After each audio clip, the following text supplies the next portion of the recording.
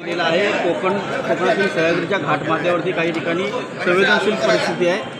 दरड प्रवण क्षेत्रामध्ये काही दरड कोसळण्याची शक्यता आहे। खबरदारीची उपाययोजना खबरदारी म्हणून आपण प्रशासनाला सज्जण्याचे आपण आदेश दिलेले आहेत। रत्नागिरी, रायगड, सिंधुदुर्ग, उत्तर कोकणामधील 3 विस्तारले जिल्हे, या जिल्ह्यामध्ये साधारणतः जुलै महिन्याच्या दरम्यान अतिवृष्टी ही दरवर्षी होत असते। काही ठिकाणी तिथे पाणी देखील शहरामध्ये शिरताना आपण पाहतो। तर अशा वेळेस प्रशासनाला आपण सज्जण्याचे आदेश आपण दिलेले आहेत आणि जे काही दरड प्रवण क्षेत्र आहे त्याची जे काही उपाययोजना करायच्या होत्या त्या आपण अगोदरच केलेल्या होत्या। आपली पूर्वतयारी आहे। NDRFची तुकडी ही त्या विभागासाठी देखील कार्यरत असते।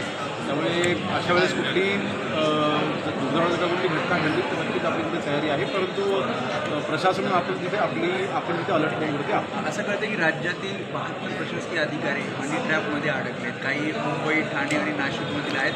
काही माहिती तीन तक्रारी या बाबतीमध्ये तीन तक्रारी ठाणे गुन्हे शाखेकडे देण्यात आल्या आहेत। काय नाही, या बाबतीमध्ये प्रथमदर्शी माहिती जी मी घेतली आहे, ठाण्यामध्ये फक्त एक अशी तक्रार दाखल होती, परंतु ती तक्रार देखील त्यांनी आता मागे घेतलेली आहे।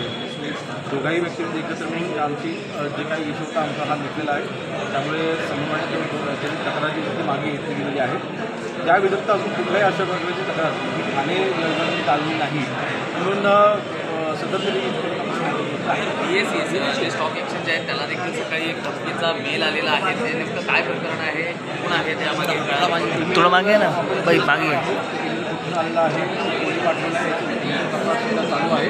परंतु प्रथमदर्शनी पाहता कुठल्याही घाबरून याचे कारण नाही, ते अशा गोष्टी केल्या। परंतु ज्यावेळेला असे ईमेल्स वगैरे येतात तर आपल्याला कल्पना आहे की मागील काही वर्षांमध्ये असे ईमेल खोडसाळपणाने देखील पाठवले जातात।